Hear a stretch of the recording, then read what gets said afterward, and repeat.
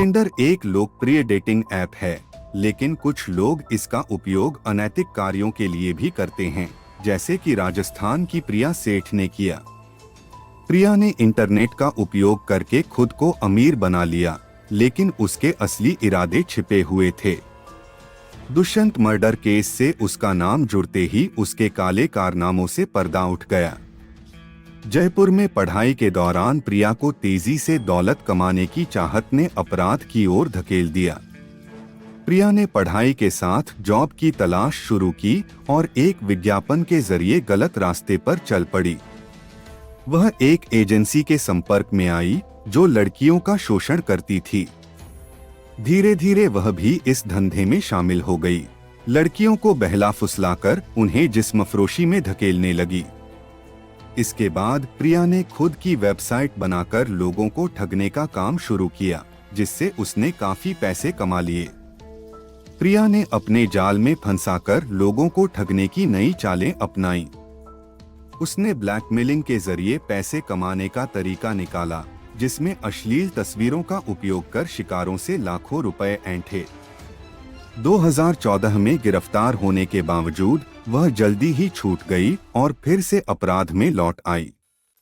Tinder app पर partner खोजकर वह लोगों को फंसाती और ब्लैकमेलिंग से उनकी शादीशुदा जिंदगी बर्बाद करने की धमकी देकर पैसे लूटती। प्रिया ने अपने लिव इन पार्टनर को ब्लैकमेल करना शुरू कर दिया। धमकी दी कि अगर उसे 10 लाख रुपए नहीं मिले तो वह उस पर रेप का केस कर देगी। लेकिन इस बार प्रिया का खेल उल्टा पड़ गया। पार्टनर ने पहले ही पुलिस को सूचित कर दिया था। पुलिस ने जांच के बाद प्रिया को गिरफ्तार किया। जेल से छूटने के बाद भी उसने टिंडर के जरिए नए शिकार ढूंढने की कोशिश जारी रखी। प्रिया ने अपने लिव इन पार्टनर लक्ष्य को विश्वास दिलाया कि वह उनके पैसे की समस्या हल कर देगी। उसने बताया कि उसने पहले दुष्यंत शर्मा नामक व्यक्ति को ब्लैकमेल करने की योजना बनाई थी।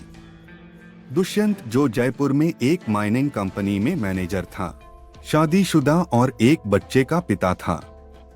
प्रिया ने पहले की तरह ही उसे फंसाने और ब्लैकमेल करके पैसे ऐंठने की साजिश रची, लेकिन इस बार हालात अलग थे। 2018 में दुष्यंत शर्मा ने टिंडर पर प्रिया सेठ से विमान कोहली के नाम से खुद को करोड़पति बिजनेसमैन बताकर मिलने का प्लान बनाया। 2 मई को दुष्यंत काम का बहाना देकर घर से निकला। कुछ घंटों बाद उसने अपने परिवार को फोन कर 8 से 10 लाख रुपए की मांग की, कहकर कि पुलिस ने कंपनी के ट्रक को पकड़ा है। अगली सुबह परिवार को दुष्यंत का फोन आया, जिसमें उसने जान बचाने के लिए 10 लाख रुपए मांगे। दुष्यंत के पिता को फिरौती के लिए फोन आया, जिसमें लड़की ने 20 मिनट में 10 लाख रुपए जमा करने की धमकी दी, अन्यथा उनके बेटे को मारने की बात कही। पिता ने 3 लाख रुपए तुरंत ट्रांसफर किए, लेकिन इसके बाद फोन काट दिया गया। पुलिस में रिपोर्ट दर्ज होने के बावजूद अगली सुबह दुष्यंत की लाश मिली, जो बुरी तरह क्षत-विक्षत थी। परिवार टूट चुका था और पुलिस ने मामले की जांच शुरू की। दुष्यंत के पिता ने बेटे की लाश को उसके शरीर पर मौजूद निशानों से पहचान लिया। पुलिस ने कॉल डिटेल्स की जांच शुरू की और पाया कि दुष्यंत एक नंबर से लगातार संपर्क में था। उस नंबर की लोकेशन ट्रेस कर पुलिस को प्रिया और दुष्यंत के कातिलों का पता चला। आखिरकार पुलिस ने प्रिया और उसके साथी को गांधीनगर रेलवे स्टेशन से गिरफ्तार किया। पूछताछ में उन्होंने दुष्यंत की हत्या की बात कबूल की।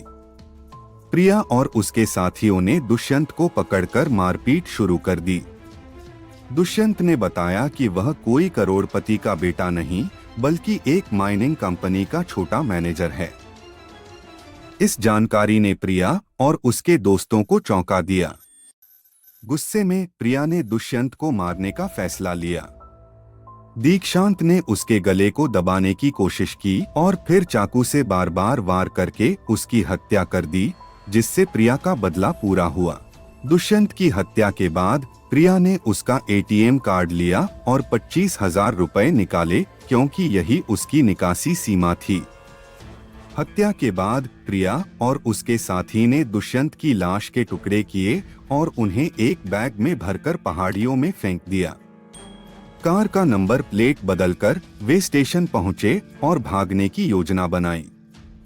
पुलिस ने उनके कपड़ों और सामान की जांच की, जिसमें महंगे ब्रांड के कपड़े, जूते और घड़ियां मिली। प्रिया ने ठगी, ब्लैकमेलिंग और हत्या जैसी गतिविधियों को कभी गलत नहीं माना, बल्कि इसे उन लोगों को सबक सिखाने का जरिया बताया जो अपनी पत्नी को धोखा दे रहे थे। उस पर हत्या, अपहरण और सबूत नष्ट करने के कई मामले दर्ज हुए।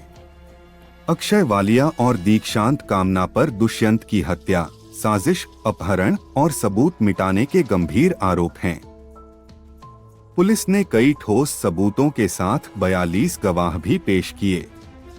दोनों ने जेल में कुछ साल बिताने के बाद 2001 में जमानत याचिका दायर की, जिसे कोर्ट ने खारिज कर दिया।